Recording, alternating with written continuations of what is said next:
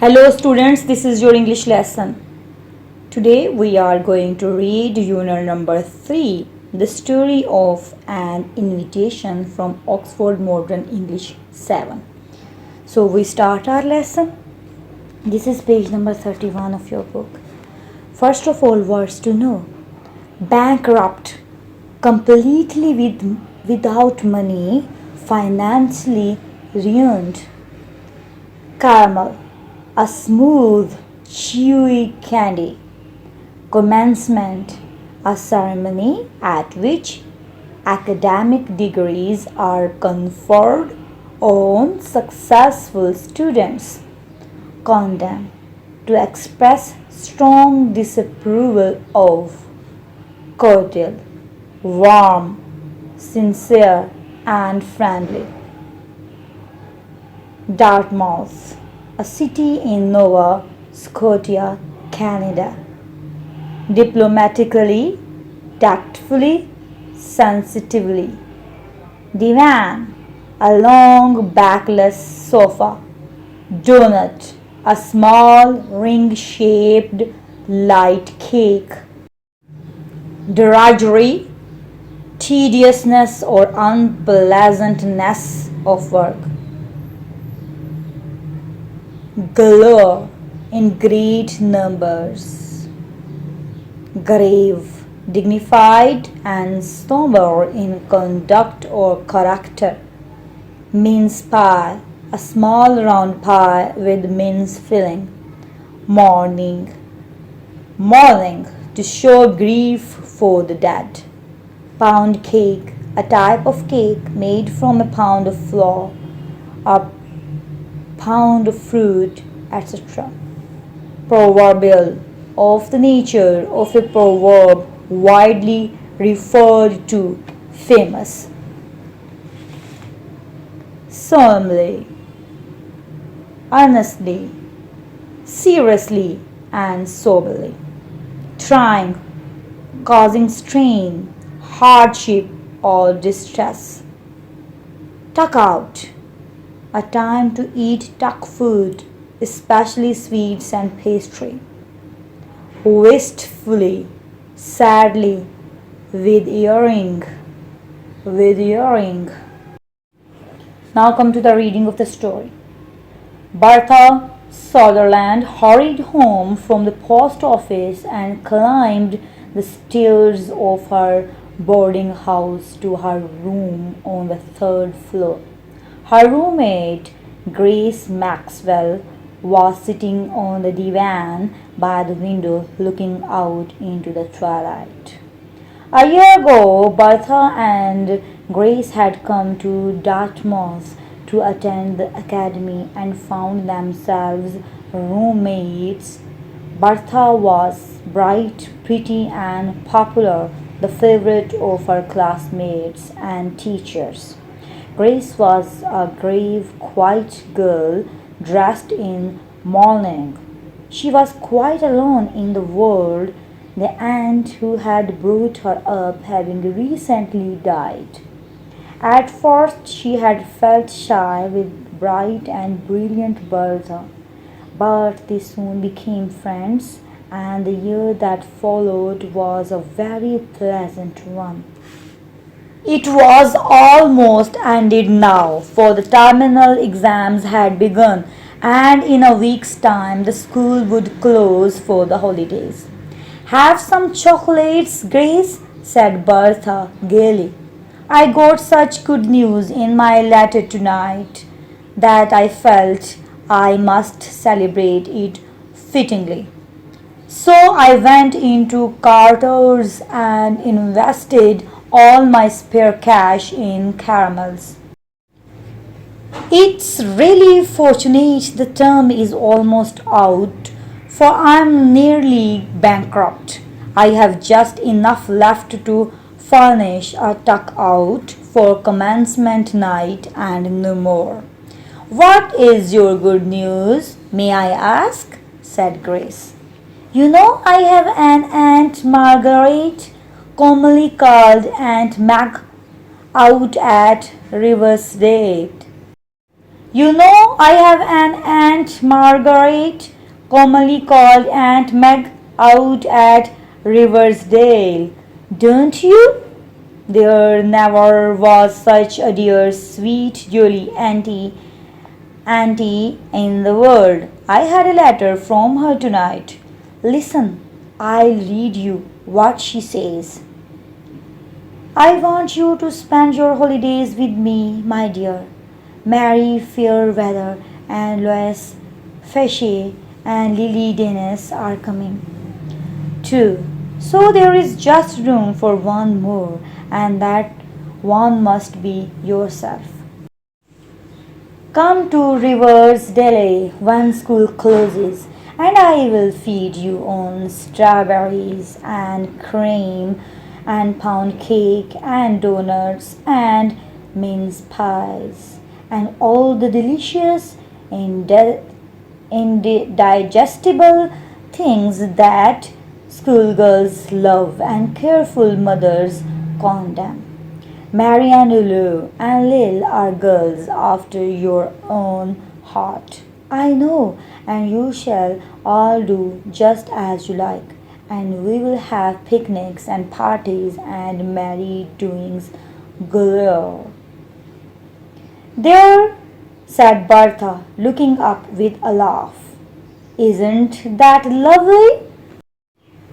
How delightful it must be to have friends like that to love you and plan for you, said Grace wistfully. I'm sure you will have a pleasant vacation, Betty.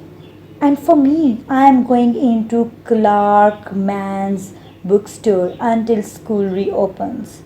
I saw Mr. Clarkman today and he agreed to take me. Bertha looked surprised. She had not known what Grace's vacation plans were. I don't think you ought to do that, Grace, she said thoughtfully. You are not strong and you need a good rest. It will be awfully trying to work at Clarkman's all summer.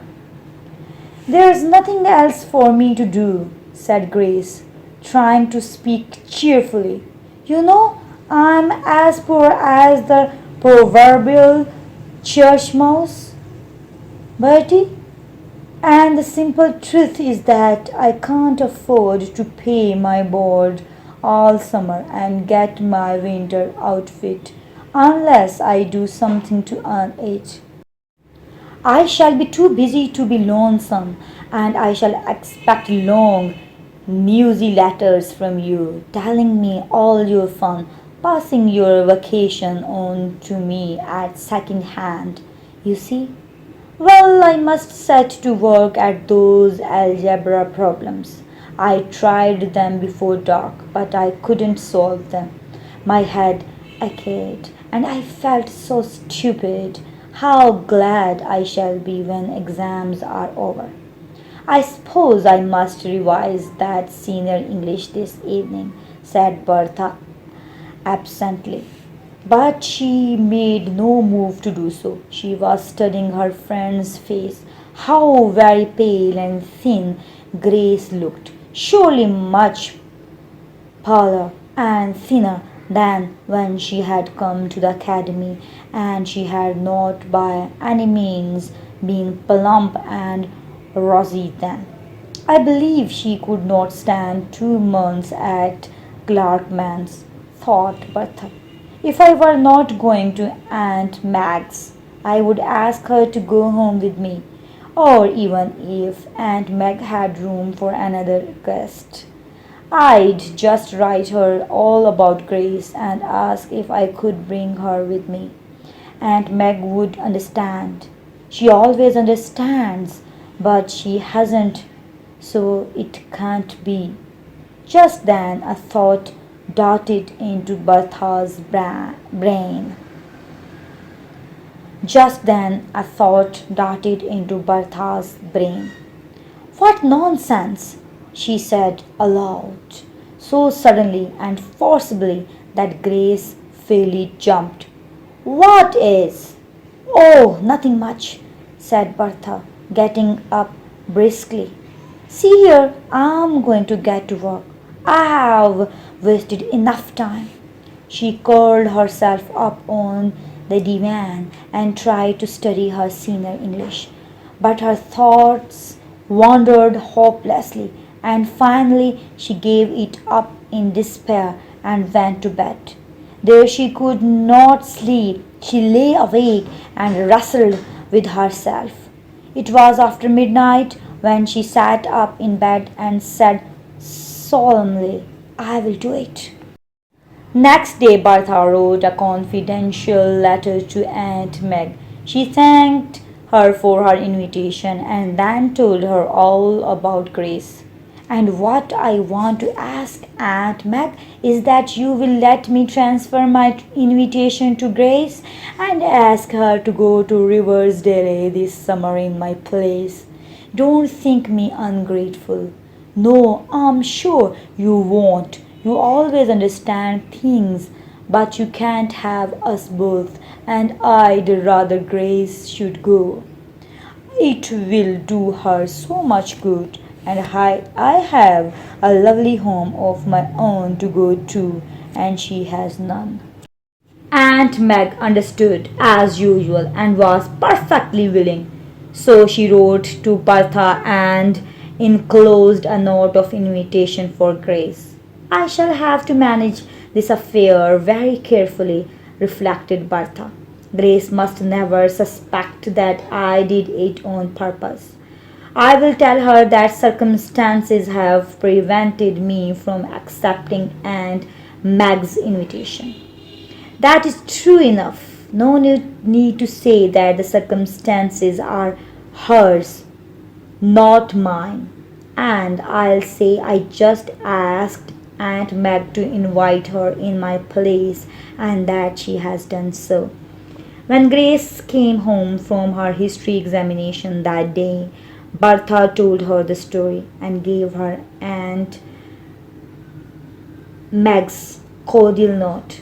You must come to me in Bertha's place, wrote the letter. I feel as if I knew you from her letters, and I will consider you as a sort of honorary niece, and I'll treat you as if you were Bertha herself. Isn't it splendid of Aunt Meg? Said Bertha diplomatically. Of course you will go, Gracie. Oh, I don't know, said Grace in bewilderment. In bewilderment. Are you sure you don't want to go, Bertha? Indeed, I do want to go, dreadfully, said Bertha frankly. But as I've told you, it is impossible. But if I am disappointed, Aunt Meg mustn't be. You must go, Grace, and that is all there is about it. In the end, Grace did go, a little puzzled and doubtful still, but thankful beyond words to escape the drudgery of the counter and the noise and heat of the city. Bertha went home feeling a little bit blue in secret, it cannot be denied, but also feeling quite sure that if she had to do it all over again, she would do just the same. The summer slipped quickly by, and finally two letters came to Bertha, one from Aunt Meg and one from Grace. I have had a lovely time, wrote the letter, and oh, Betty, what do you think? I'm to stay here always? Oh, of course, I'm going back to school next month, but this is to be my home after this. Aunt Meg, she makes me call her that, says I must stay with her for good. In Aunt Meg's letter was this paragraph. Grace is writing to you and will have told you that I intend to keep her here. You know, I have always wanted a daughter of my own, but my greedy brothers and sisters would never give me one of theirs. So I intend to adopt Grace. She is the sweetest girl in the world, and I am very grateful to you for sending her here. You will not know her when you see her. She has grown plump and rosy. Bertha folded her letters up with a smile. I have a vague, delightful feeling that I am the good angel in a storybook, she said. Now come to the exercises. A. Comprehension. 1. Answer the following questions. A. In what respects were the two girls different from each other? Answer. Bertha was bright, pretty, and popular. Grace was a grave, quiet girl dressed in mourning and quite alone in the world. The aunt who had brought her up having recently died. B. How did Bertha celebrate the good news she had received? Answer. Bertha celebrated the good news she had received by buying some sweets. C. What do we learn about the aunt from what Bertha says about her? Answer. From what Bertha says about her, we learn that the aunt is a dear, sweet, jolly person. She is also kind, generous, and understanding. D. What do you think is meant by the statement Mary and Lo and Lil are girls after your own heart? Answer. The statement Mary and Lil are girls after your own heart means that the girls have similar temperaments and interests. E. What made Grace wistful? Answer. Grace was made wistful by the fact that Bertha has her aunt who loved her and planned for her. Grace has no family to do this for her. F. Did Bertha think it was a good idea for Grace to work at Clark Man's all summer? Answer. No. Bertha did not think it was a good idea for Grace to work at Clark Man's all summer. She thought Grace needed a rest. G. From what Grace and Aunt Meg say in their letters, what clues are there to indicate that Grace really was having a good time staying with Aunt Meg? Answer. The clues in their letters that indicate that Grace had a good time at Aunt Meg's are Grace says, I've had a lovely time, and she exclaims, Oh, in her letter. Here, an expression of joy, wonder. Aunt Meg writes that she always wanted a daughter and that she intends to adopt Grace. She describes Grace as the sweetest girl in the world and says that Grace has grown plump and rosy, which suggests that Grace has had a good time. These questions are more difficult. Discuss them first. H. When did Bertha decide that it would be a good idea to send Grace to her aunt's in her place? How and why did she come to this decision? Answer. Bertha decided that it would be a good idea to send Grace to her aunt's in her place in the middle of the night. She came to this decision after thinking of the idea earlier on but dismissing it as nonsense. She was then unable to forget that she could help her friend and wrestled with the feelings she had. She wanted to go on holiday to her aunt's house, but she knew that Grace needed it more. I. Would you say that Bertha really was a good angel? In what way was her sacrifice worthwhile? Answer. Yes, Bertha's sacrifice did not have much impact on her, but it permanently changes the lives of Aunt Meg and Grace for the better. 2. Answer the following with reference to context. A. I shall have to manage this affair very carefully. 1. Who says these words and to whom? Answer. Bertha to herself. 2. What was the affair that had to be managed carefully? Answer. Trying to arrange for Grace to go to Aunt Meg's in Bertha's place without making Grace feel uncomfortable. 3. What did the speaker plan to do in order to manage this affair carefully? Answer. Bertha planned to tell Grace that she could not go due to circumstances, but she would not reveal that the circumstances were Grace, not Bertha's. B. You are not strong and you need a good rest. 1. Who says these words and to whom? Answer. Bertha to Grace. 2. Why did the person being spoken to need a good rest? Answer. Because she has no family. She has been working hard at school all term. 3. What had this person been planning to do during the holidays?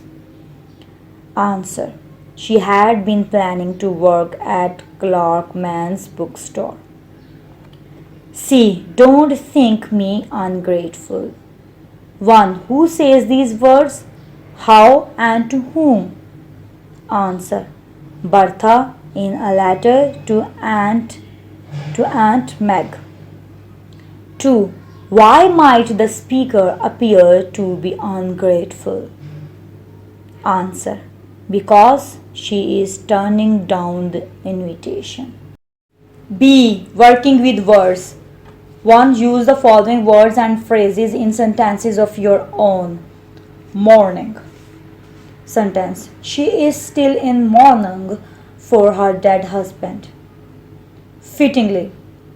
Sentence. Fittingly, old-time cowboy music was playing. After your own heart. Sentence. Ah, here's a man after my own heart. Wistfully. Sentence. She smiled wistfully and turned back to the table. Darted. Sentence. She leapt from the couch and darted into the kitchen. Solemnly. Sentence. Leaning back, she gazed solemnly up into his eyes. On purpose. Sentence. If you win or lose, let it to be on your purpose. Think me ungrateful. Sentence. As a king, he thinks he is ungrateful to his mother and weak as a ruler. Cordial. Sentence. The two societies have the most cordial relations. Intend to. Sentence. I did not intend to be rude. 2. Complete the crossword by solving the clues. All the words appear in the story apart from one. Which one? Across. 1. When something is finished or completed, we say it has ended. 2. Not lies, truth. 3. When we have put on our clothes, we are dressed. 5. Something that is liked by many is popular. 8.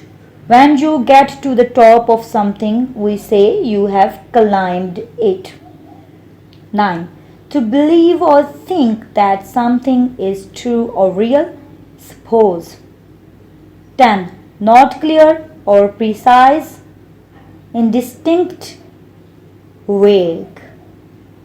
11. Schemes, arrangements, programs, plans.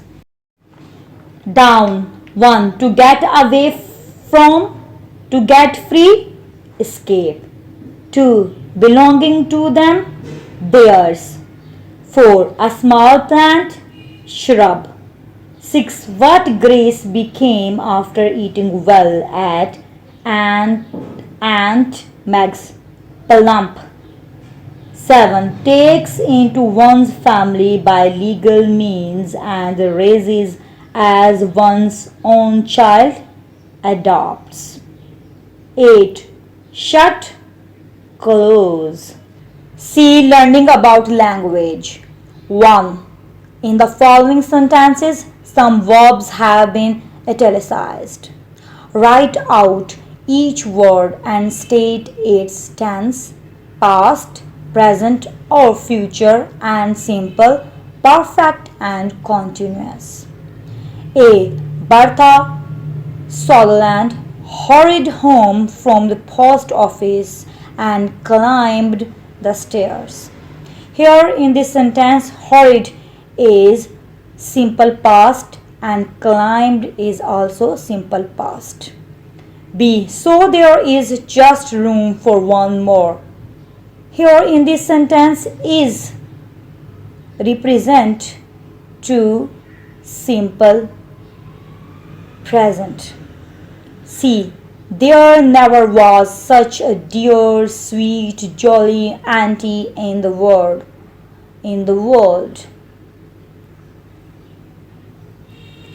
Here in this sentence, was represents to simple past. D. Bertha and Grace were sharing a room. Were sharing represents to past continuous. E. She was studying her friend's face. Here in this sentence, was studying represents to past continuous. F. I will do it. Will do represents to simple future. G. She has grown plump and rosy. Has grown represents to present perfect.